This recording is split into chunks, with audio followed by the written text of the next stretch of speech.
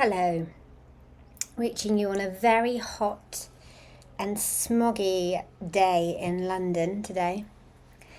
I just felt very called to share a little bit about spiritual misfits, spiritual creatives, and 5D, and its multi effects. So let me start with spiritual misfits. So I kind of want to talk about that a little bit because what I feel is happening at the moment is there's quite a lot of people that feel really isolated, that feel that they don't fit in anywhere particularly, that they're trying to sort of fit in places, spaces, families, friendships, communities, groups, work situations, and they're not really finding their soul tribe. And I understand this because I've found it something I weave in and out of most of my life, that I get to a certain level of awareness and then outgrow and then change and then move and then find a tribe and then grow and then change and then move. And I've gone through quite a lot of different transformations in my life. And then I got spiritual, and that gave me a new lens upon the world. And when I first got spiritual, it happened to me rather than me going out for a bit of a search. I mean, I was going through a bit of an identity crisis at the time, and I was trying out different groups and meditations and just seeing if anything would stick, and nothing really did. Nothing was really working. It just felt like hard work. Hard work because really I was in a lot of pain at the time, a lot of pain, a lot of frustration, a lot of anger in my life. I was being bullied at the time. I'd had a breakup. I was going through a lot of grief. I was just very, very lost. I was medicating myself with partying.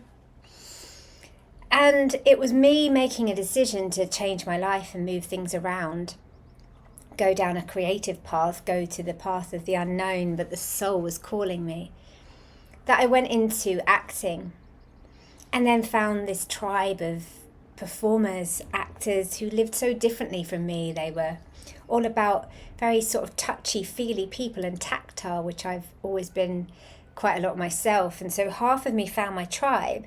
But then just as this happened, I got quite spiritual.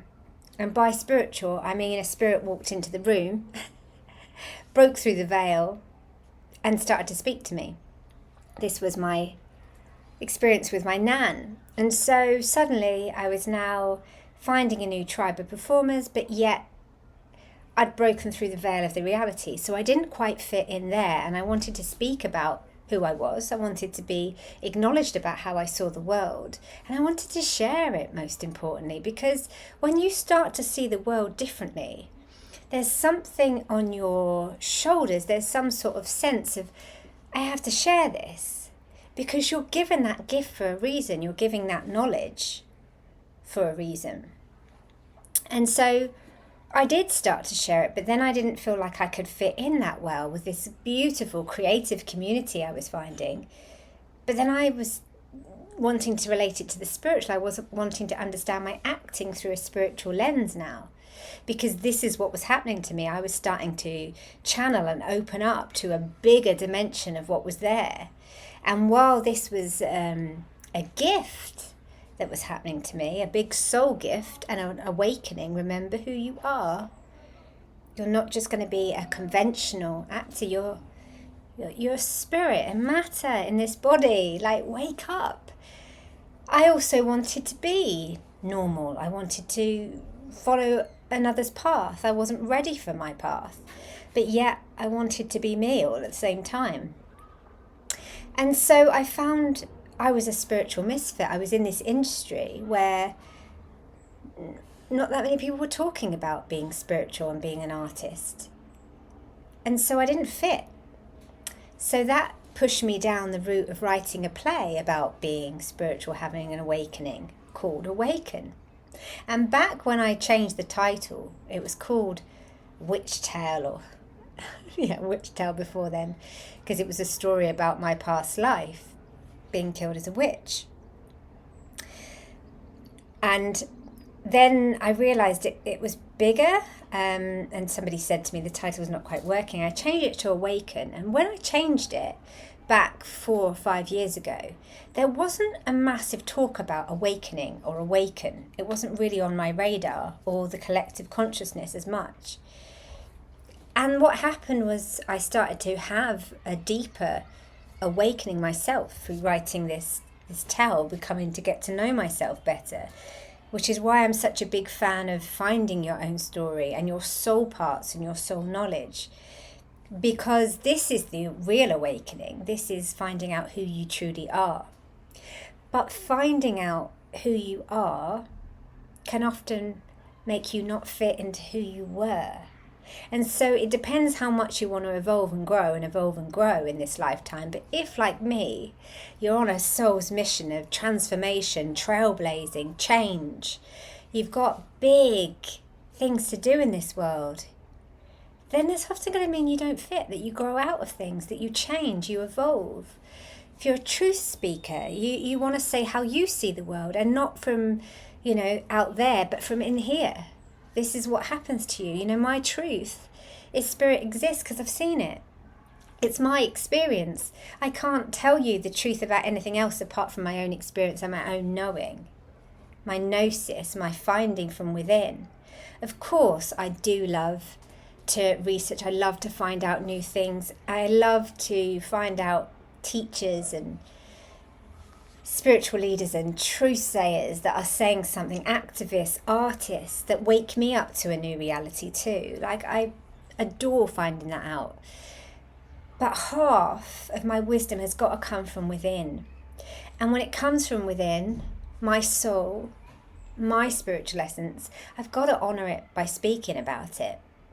Because otherwise the paradigm won't shift and change and evolve. It will just stay the same, because a lot of the programming out there is to keep us same. It's not about moving us up to a higher level of consciousness.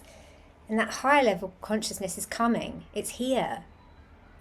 So we have to acknowledge it, I feel. But for those of us, I want to speak into finding out more truths and going more deeper onto that path. And what I was channeling about spirituality was times when being spiritual was really a dark way of being, a very lost way of being. A lot of my inner wisdom has told me about, when spiritual people meet together in any collective, there's like some force that comes in and like blows that apart. For example, with secret societies and having that pyramid, that the power that comes in at the top blows apart the mystery school, the teachings, as it goes down. Because at the top is the power, the elite, the force, the illuminated one. But it's not about the one. It's about the all, the collective one. And so this has always become a problem when you go down any kind of mystery school lineages or any spiritual teachings, because, we all know that temples have been burnt down, that books have been burnt, that witches have been persecuted. And I was actually watching Channel 4, Saran Jones talking about the witch history last night. And of course, someone like me who's written a play about my own history of witch persecution, from looking at it from a past life perspective. Now, while that might not be everybody's belief, that we've lived before, or we live again, or that we're a soul, I think most people that connect with me have that belief, or curiosity, or interest.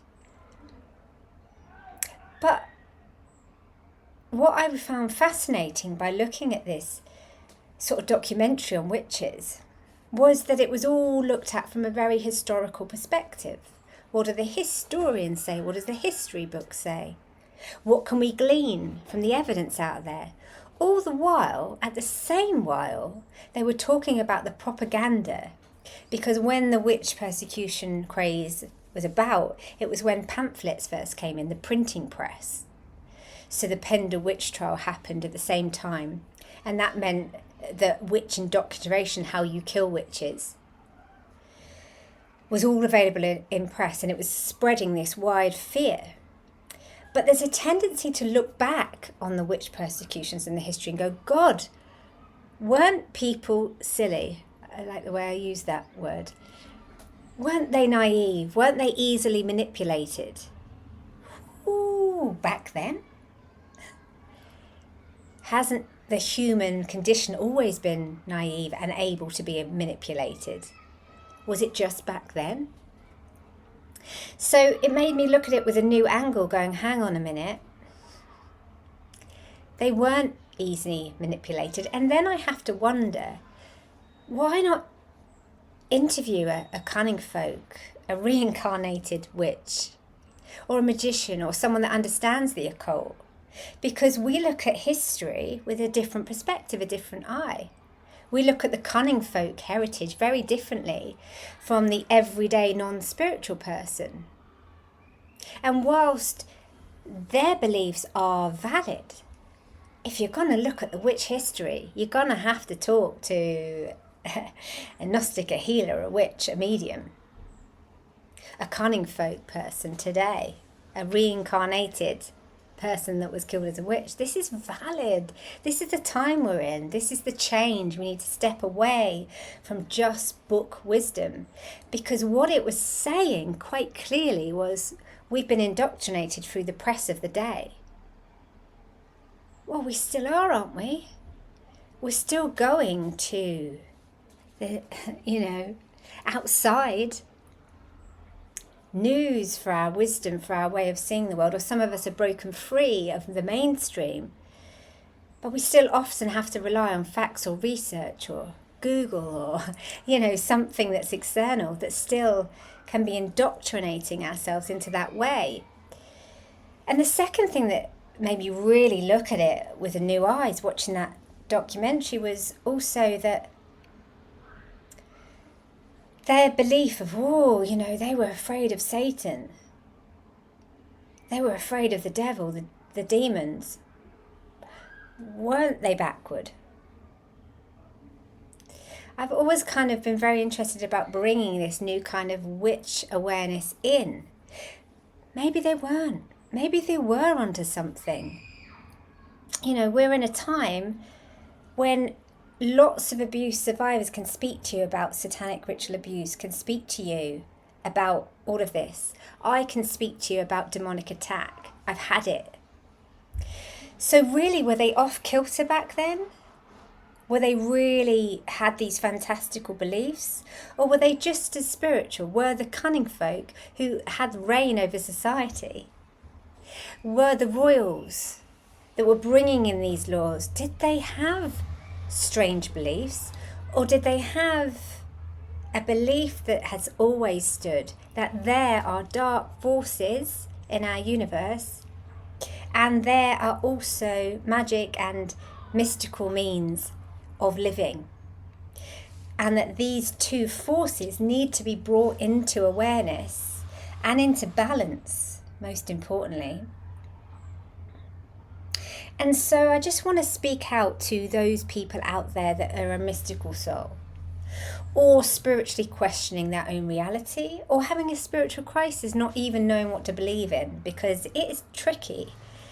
And if you don't go through questioning, then you're not touching in with your own soul's wisdom, because, some people out there will say they know the answers. No one knows the answers for you. You do. You do, and everybody's reality is different. But at the same time, we live in this duality. There is light and dark. There is good and evil right here in front of us. And we need to look at all of those sides. And I feel like sometimes when we look back on the witch history, we don't really see it with true eyes of the soul, that there was healers and there was harmers there. And these energies, these forces still existed and were being manipulated, and the wrong people got killed. Absolutely, because that's what happens.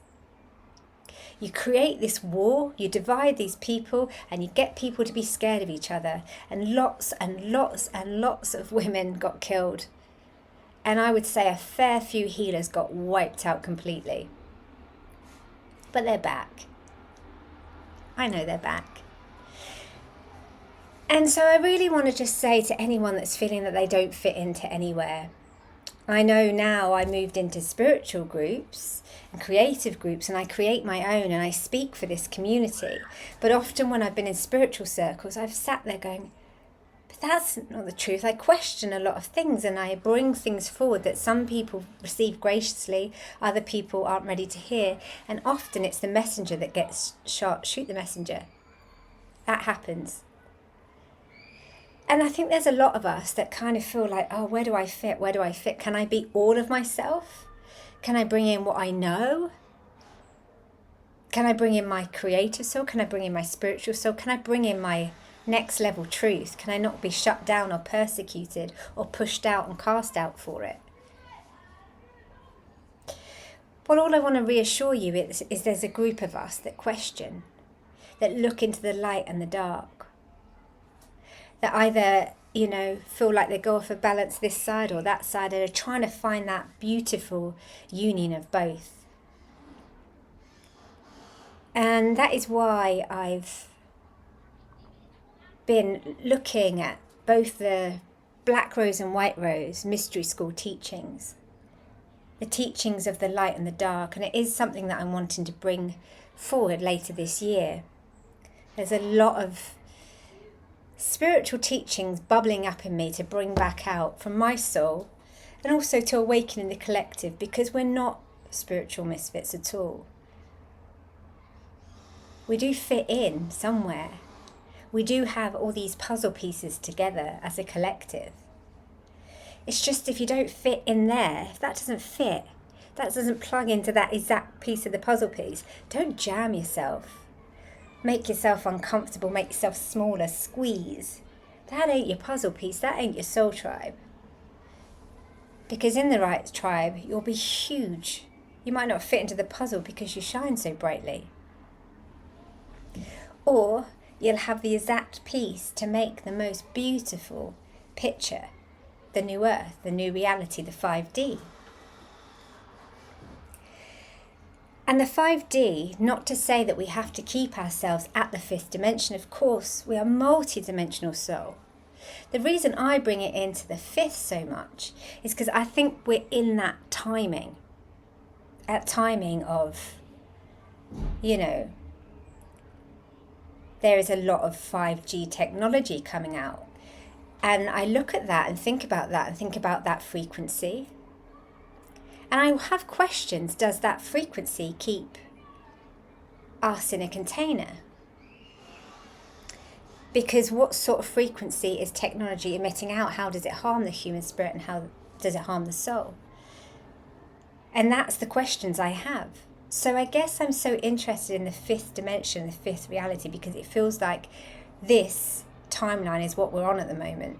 So we're not just in the 3D, the practical, the physical, what I would see as the Dark Ages, when we had no connection to spirit. It was only a very few people. We've kind of come out the other side, and I think we were coming out that other side when the witch persecutions was so rife, because there was people living life differently, living connected to spirit. There was a lot of connection with spirit. But we're moving into this reality where there was the 4th dimension, which many say is the astral realm, which is where a lot of earthbound spirits and stuck entities are, where some people that have passed over might reside, this kind of more trapped paradigm.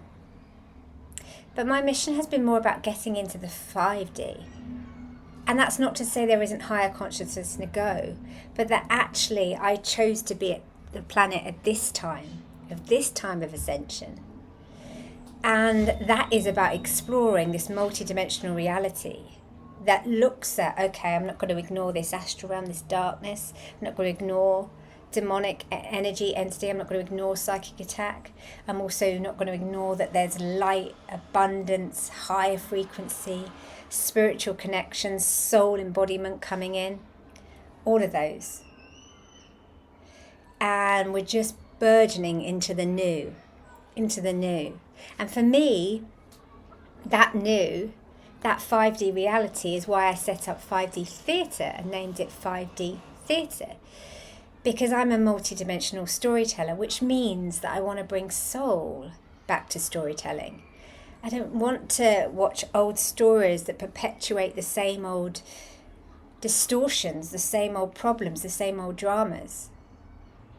That actually we're at this point where we need to shine a light on a new, alternate, multiple, expansive reality. And that doesn't mean just making stories full of love, light, rainbows, fairies. What I'm writing now is a massive exposure of however the soul's been harmed, about shining a light on transhumanism and AI and how that can harm the human soul and spirit. So it's a big dive into the shadow. I believe it's a connection from my Atlantean soul's lineage going, whoa, this dark technology's happened before. Look at what happened in ancient Egypt. This is my memories. This is what was happening. This is when the mystery schools and the spiritual teachings were very strong, but also stolen. So my stories are never really light, but they're about remembering the light, remembering what was lost, remember what was taken. Because my stories are spiritual activism in play. And I've realised recently that, you know, in a different timeline, I wouldn't need to be an activist in any way. If things were smooth and peaceful and didn't need changing, we wouldn't need activism. But I actually feel that we do. We act on something that we want to change. And I think activism is a beautiful thing to be. To go, I want to change the paradigm. I care so much, my heart's so passionate about this, that let's make a change. And I think spiritual activism is a beautiful way to be in the world. It's needed. It's needed for the spiritual consciousness to move, evolve, and not be taken over by, you know, those in positions of power back at the top, you know, back at those, you know, some big speakers, some people that are being really followed and not necessarily bringing through higher wisdom. Because the wisdom's everywhere. You know, everyone's got a little nugget of the pie. And so I'm just bringing forward mine. But also looping it round to the spiritual creatives, the tribe. A lot of people are bringing their wisdom forward. They might be writing books or plays or creating theatre or making beautiful sculptures or art or performance art. All of these ways. They might be painting things. They might be creating things with their hands. But for those storytellers, those that want to create these 5D next dimensional stories in any way, those that want to write, speak, or create this new paradigm, I just want to remind you that it's coming, it's changing, and there's a lot of us. And I know that because I've run courses for spiritual creatives and helped them bring their stories forward by not only bringing their wisdom, but getting deeper within themselves and also helping them heal aspects of themselves. Because I don't think that you can bring a huge spiritual story forward without doing the healing work, without really understanding what you are, what makes you burn, what makes you passionate inside, and what you really need to speak about, because that is the story of your soul. That is the activism that you need to bring forward through bringing your story out and making the paradigm seem different from only the words, the story, the knowledge that you share. And I do believe that stories are going to change the world, change the collective consciousness and make new things possible and shine a light on different realities. And my gosh, is it time. So if you're a spiritual creative or a spiritual misfit or someone leaning into the 5D reality, going through all of the wealth of that is, battling with the 3D, having an eye on the 4D, seeing a higher consciousness, then I honour you, because I know it's not easy, because you feel like you're a misfit. You feel like, how can people not see these things? And sometimes you can feel really alone. And I guess the bigger message today is that you're not alone. I see you. I feel your energy. And I want to create a little ripple effect out to you today. So I'm sending my energy out to yours and just letting you step into that spiritual misfit frequency, which is actually quite nice because it's also the frequency of a trailblazer, a change maker, and a paradigm shifter. Ooh. So enjoy being in your next dimensional energy, and if you don't fit in somewhere, it means that you're just on the next level. So it's all good.